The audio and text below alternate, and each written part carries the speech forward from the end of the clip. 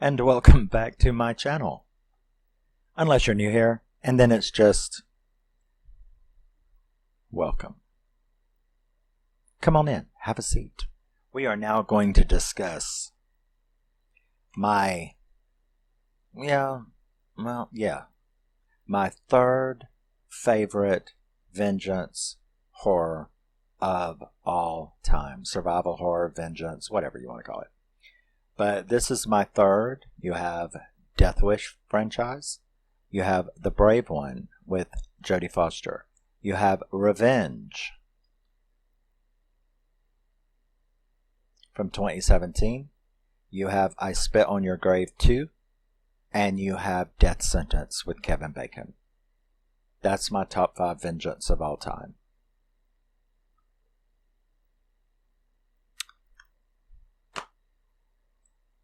I was so glad to upgrade this from my DVD. Revenge. Now, Revenge was released in 2017. It was directed by Coralie Coralie, and written by Coralie, Fargeat, Fargeat, because she's French, so you got to take that into consideration. Fargeat, or just plain old Fargeat. It stars Matilda Ingrid Lutz. Girl, I don't know what you were smoking the night you decided to do that. I mean, she was known as Matilda Lutz. Then she decided, oh no, I want my entire full baptismal name, as it is on my legal paperwork, to be my name. Known as Matilda Anna Ingrid Lutz. Girl, please. You make critics, of course they're assholes anyway, but you make people like not even... It stars Matilda Lutz, Kevin Janssens, and Vincent Colombe. Now, Revenge opens where we see this beautiful desert. The cinematography and color palette of this movie drive me crazy. Not in a bad way. Drives me crazy in a, oh my fucking God, I want that house and I want to live there. And at no other time have I ever said I wanted to live in a desert. But that fucking house is just wow. And just the color palette and the cinematography in this movie is just phenomenal, is what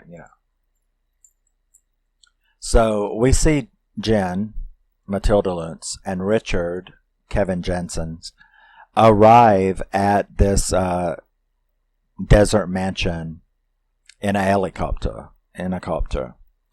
They get out, they make out. He talks with his wife that night, and it's at that point that you realize that the name of this movie, Revenge, has several meanings and can apply to several aspects of this movie. And one of those aspects is that as revenge for all of the horror movies that my ass has had to sit through with female boobs thrown in my face and never a butt shot from a guy, this movie is revenge for that problem right there. Because I tell you, he may as well have just done this whole movie naked for as often as they show him naked. But so he talks to his wife that night and she's kind of put off a little bit, but he's cheating with Jen, of course. Now the next day Jen gets startled when she's out bebopping around. She's like, she appears to be, which is another point of this movie, and one of the coolest things about it, is she appears to be the very, very stereotypical ditzy, bouncy, blonde valley girl. That's what she appears to be. She's dressed that way. She dresses cool. Her hair, beautiful hair, but she's got those big signature pink star earrings, neon pink. So she is just very, very, very the epitome of a bleach blonde, bubblehead, ditzy valley girl. That's exactly what they made her up to be. So she gets startled when she turns around and there's like a dude standing there with a rifle outside the window on the pool deck. And then notices another guy as well with rifles. And she calls for him, and she is then introduced to Stan and Dimitri, which is a couple of friends of his that have come a day early for the hunting trip that they were going to do while they were out there. So, that's what irritates him a little bit, because now he's being spotted by two friends of his with his obvious mistress. But, they let it slide, and they have a really cool pool party that night where she dances around doing, again, the typical stereo party girl things. He pulls out this little bag of peyote. Now, the peyote had been given to him by the helicopter driver. And they were talking about it, and they were like, oh, let's do it. And they're like, please. No, you don't want to do this, because if we do this, we damn sure won't be going hunting tomorrow. So he asked her to hide it, and she folds it up and puts it in her locket around her neck, which is kind of interesting because it looks like mine. I always wear these with this shirt and the whole shirt because it just looks cool to me because I'm weird. And so she puts that in her locket, and they party the night away. She gets up the next day, and Richard has went off for a couple of hours to get the passports to the game master, because I think the reason they have to do that is because if your ass goes missing in the desert, they need to know who you are and where, so they can come and find you, So he went to get the passports and all to the game master so they could go hunting. And of course, the Stan guy, he is so fucking disgusting, creepy. Both of them are. Stan and Dimitri are two of the most stereotypical. Everything is stereotypical in this movie, which I actually like it. Richard is like a stud muffin with icing. And his two creepy, disgusting friends. And they really highlight how disgusting they are. So, he of course can't resist himself. He goes in there. And just because she acted flirty at the party, but that's what you're supposed to do. I mean, I'm kind of a really big flirt at a bar. I'll jump up there on the pole and dance. I won't pole dance, but I'll dance on the pole. But so I'm like a big flirt as well. So I kind of understood that, that saying about just because of the way you're dressed or the way you act doesn't mean you're asking for it. Well, I really identify with that because I am a insufferable flirt, and I don't mean anything by it. And neither did she. And so he goes in there and he brutally and violently rapes her. And his friend even walks in on it. Dimitri even walks in on it. And he's like, look, either if you want some of this, come on in or go away. And he just goes out there, turns the music up, and goes and sits in the pool. And I'm like, scum, right? So Richard returns and can tell something is wrong. And I guess they kind of tell him, or their version of it. And he goes in there and talks to her. And she's like, I want to go home. Yes, my window's open, so moths will be flying in. So, why I always film at 3 and 4 o'clock in the morning with the window open, I don't know, but that's just the way I am. So, he goes up in there and talks to her, and she's upset, duh, and she wants to go home. Well, he's like, hey, look, I got you a job. I got you, we're going to go and forget about all of this and everything's going to be fine, which the poor girl really should have done, but then we wouldn't have a movie. So he can tell, like, some shit's going down. And she's like, tears up the paper, the offer of a bunch of money, and says that you will call the helicopter to come and get me right now, or I will call your wife and tell her everything. Dude loses it. Knocks her for a loop, man. Knocks the absolute shit out of her. So she takes off running. And she don't know where she's going. So she ends up running to the edge of the cliff. And, Richard's chasing her. The other two are chasing her. And they all and she ends up at the edge of a cliff, and he's like tries to calm her down. And I remember the first time I saw it, I didn't see this coming either. But, trying to calm her down, and it's like, it's okay. Look, I'll call the copter. So he calls the heli, and she relaxes a little bit. And then just out of the blue, he just reaches over there and pushes her off the cliff. And it is a wow scene because she falls like on a tree, a dead tree. And this jagged branch about that long goes right through her, about where your kidneys would be. Goes right through her, right there at the meat. I think it, of course, missed a lot. I don't think it hit any vital organs. But, so it was right there at that meat.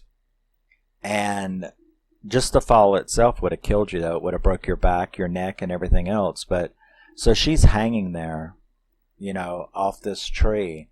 And she is, I've seen some discussions online about this. Something about her having that peyote on her and these really beautiful big giant scarab ants that are on her. But she is very, very visibly dead. Her eyes are wide open. Her feet and her hands have turned blue. And these ants are crawling all over her and messing with her, and she's got this peyote on her and all. So I don't know. Is there a supernatural aspect to this movie?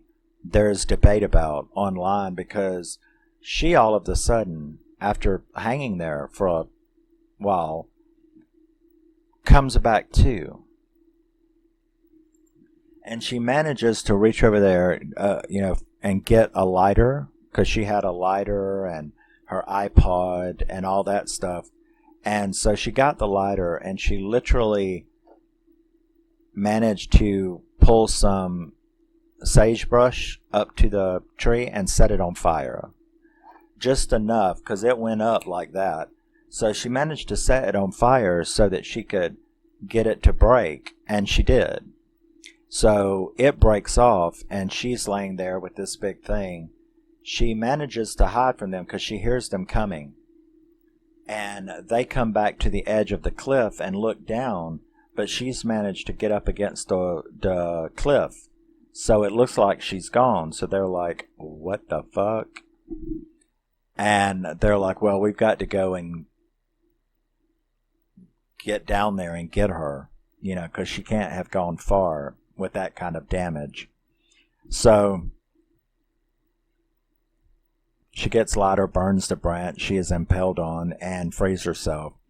The three come to get the body. She hides. After they see that she is gone, they start hunting for her throughout the whole night. They follow blood trail to the lake, which is, of course, where they've lost her, because she's no longer leaving a blood trail. They can't find her.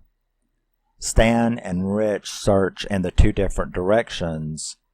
Dimitri and Rich search in the two different directions while Stan stays at the truck, because it's funny that the rapist is the biggest pussy of them all. Same thing they say about bullies, you know what I mean? So Stan stays at that part. Jen ends up circling back, and Dimitri finds her.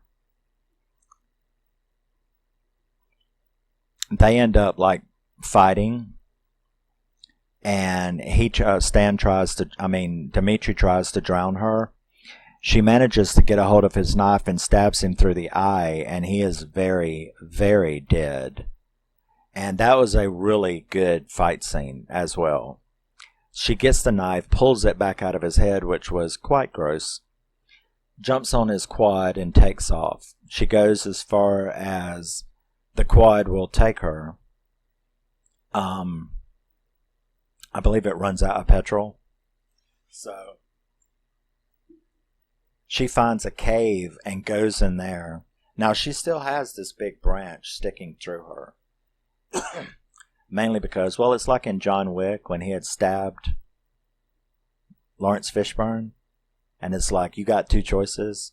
You can sit there and hold the knife in, or you can come after me. As long as the knife stays there, you're not going to bleed out. So she hasn't removed the branch. And every time she even like comes to take, can you imagine how painful that was? So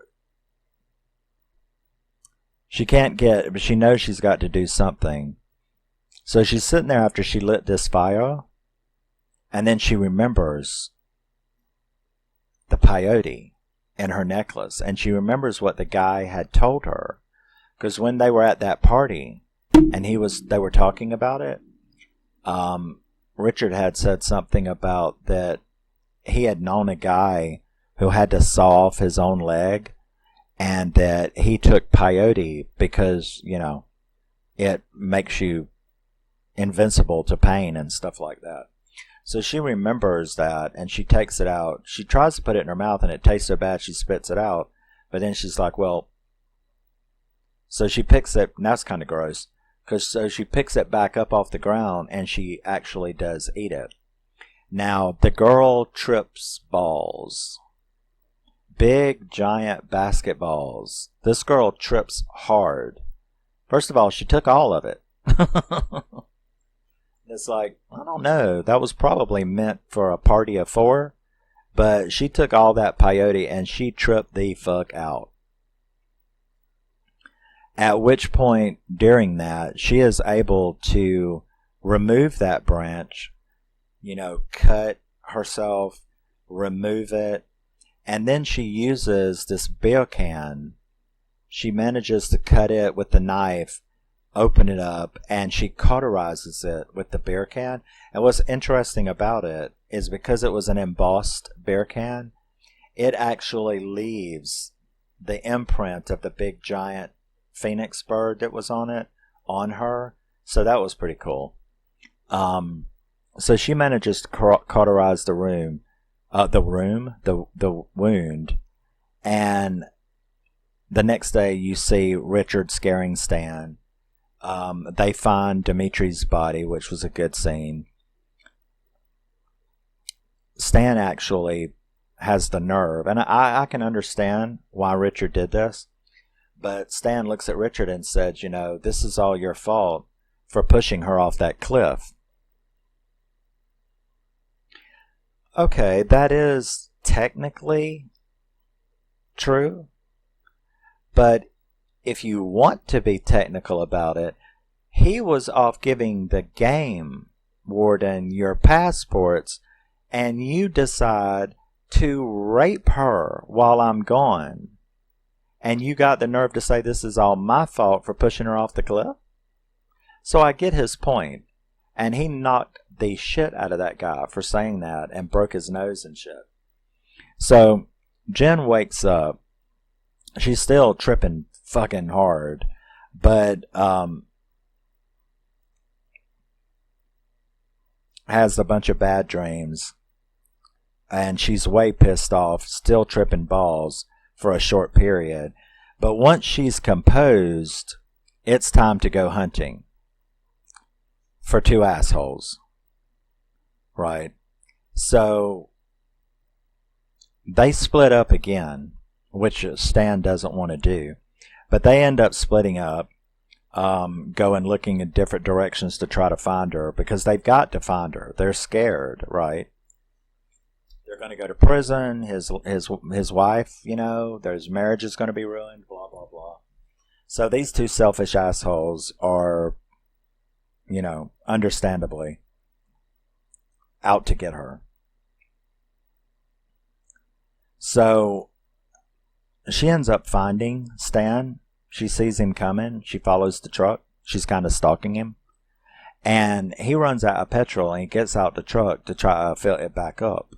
And when he does, she's got, of course, all of Dimitri's gear, which was these high-powered rifle and stuff.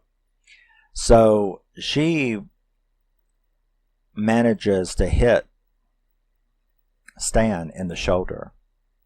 And that is a really cool flip-flop scene, because he takes off and she gets after him, and they're going down the road, and he keeps looking back at her. He's got a rifle too, so he keeps looking back at her. She sees him, and they're like going through this winding mountainous road, and he gets the drop on her by hiding, and she goes on by. So now he's after her, but she don't know it. Now, he thinks he gets into a perfect spot, and he tries to shoot. But, shoulder injury? Why the dumb motherfucker would put the rifle on the hurt shoulder part, I don't know. But he takes a shot and blows off her earlobe.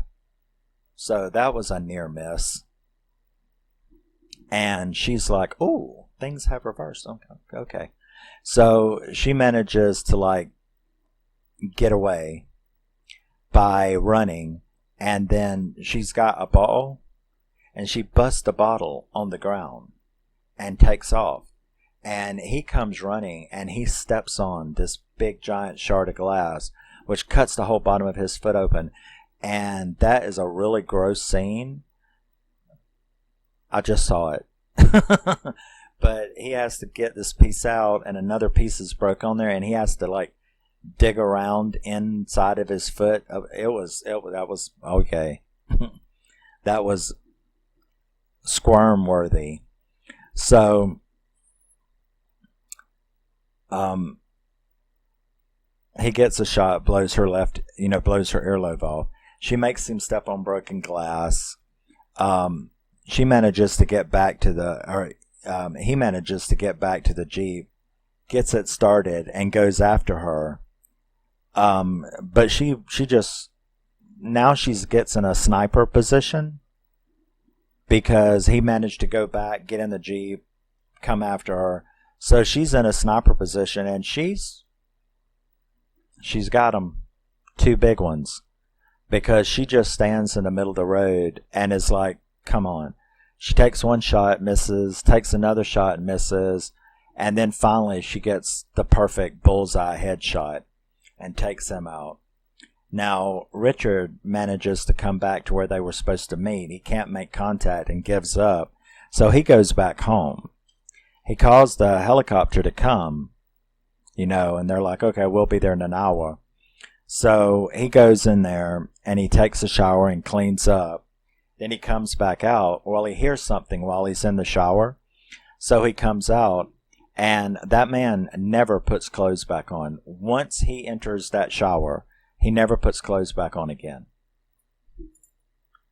So I remember thinking the first time I saw it, that right there, that's for all the titties I've had to see in slashers all my life.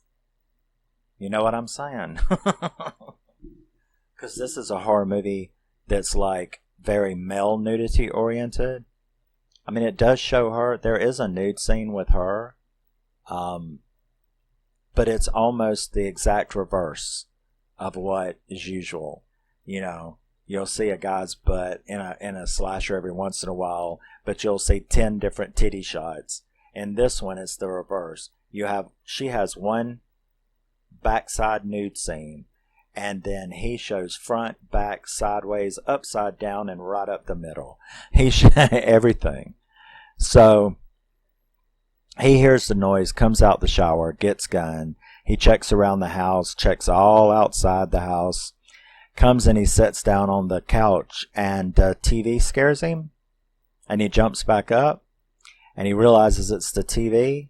And then, so he's like, fuck. He turns around, and there stands Jen in this really cool pose, right at the window. So there's this window between them, and the tension, you can feel it, right? Because he's just staring at her, and she's staring at him, and they're just he's like that. And then finally, and I think what she was doing was she was just waiting to go, are you going to say something? And sure enough, he was like, look, now listen. And I was like, that's the trigger. So the second that he goes, look, now listen. Look, listen. That's the shit that started this whole mess when he came in and she was raped. And he started trying to buy her, started pay her off, get her a job. And I think that that's what she wanted him to do, as she sat there with a fucking high-powered rifle beamed in the middle of his forehead, which was, are you going to try to talk me out of it again? Are you going to try to do it again? And sure enough, the second that he says, now listen, she blows a big hole right through where that limb had went through her. And that began... Jen at window, he's a rifle mark. He dares to speak, listen. And she shoots him in the side. And then I wrote, the most awesome, over-the-top showdown begins. Bloody cat and mouse from hell. It was. That scene between the two of them, as he's firing at her, she fires at him, round and round through this little maze section of the house. I've never seen so much blood in a movie, right? He even had to stop and wrap himself in saran wrap because he was bleeding the fuck out. You know what I mean? So he ends up KOing her for a minute and tries to strangle her. But she jabs, because when he KOs her, he picks her up, throws her up against the wall, and he's trying to strangle her. And he's saying all this nasty shit you fucking women, you always gotta put up a fight. And then she just put her hand in that hole that she blew in his side. Well, he let her go at that point. Gets her gun, and when he sits back up and comes towards her, because she had fell to the ground, grabbed her gun, he comes towards her and he basically puts the gun right to his own chest, because he grabs the end of the gun and is going to try to pull it from her. And she's like, you really are stupid. Boom. Blows his ass a good 10 feet up against the wall over there. And finally, he's dead. Really, really dead. So she gets up, she walks out to the end of the pool towards the copter pad, and then you hear the helicopter arriving, the sound. And then you see her turn around and look at the camera like, I am vengeance reborn. And the movie just cuts off right there. So I'm like, what the fuck is the helicopter guy going to think when he sees her standing there? This would have been an interesting trial. First of all, how do you prove any of this shit? You know what I mean? You have to think about the big picture here.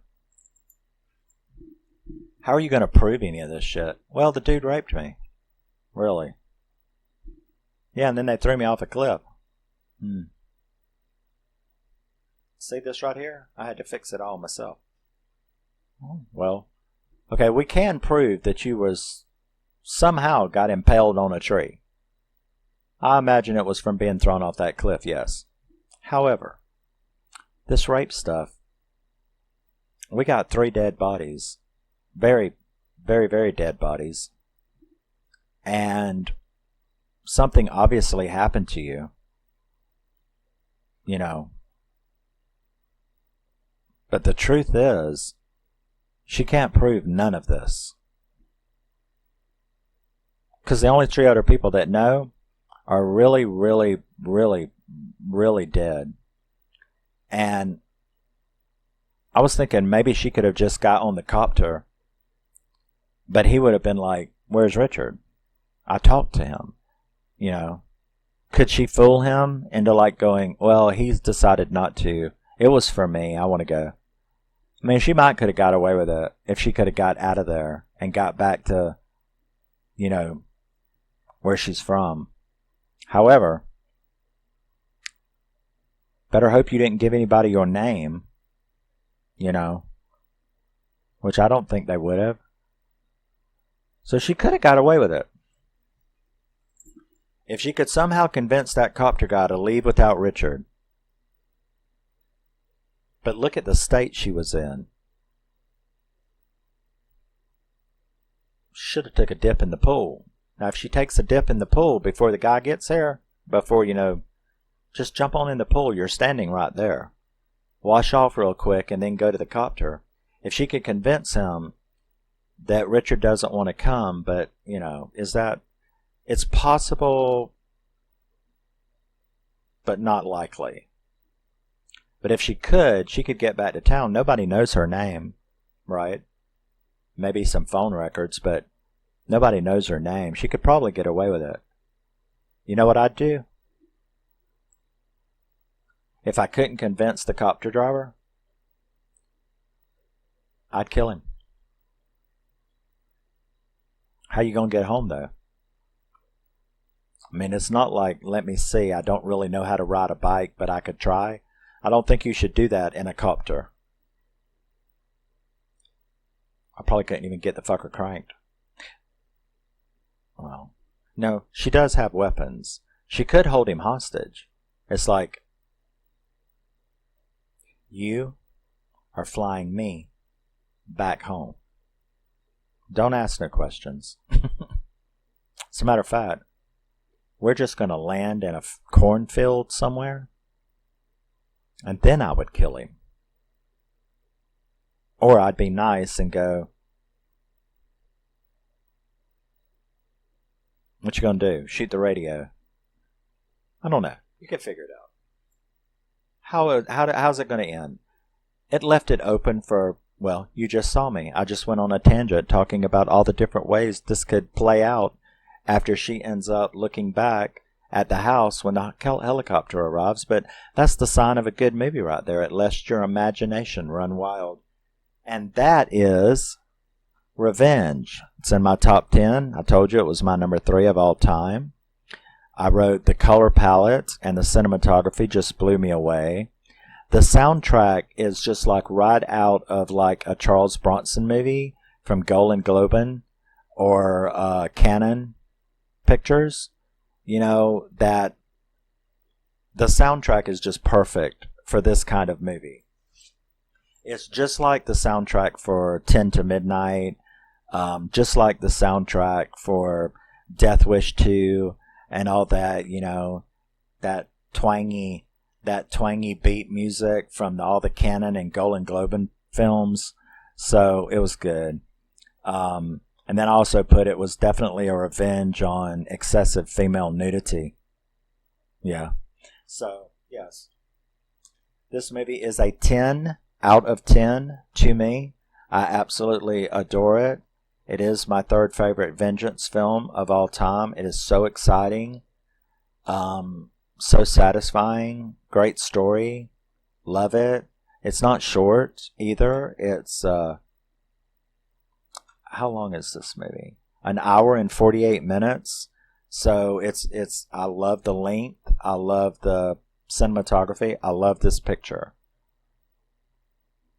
And thank you for joining. If you've seen this, let me know your opinion on it and anything else you would like to discuss.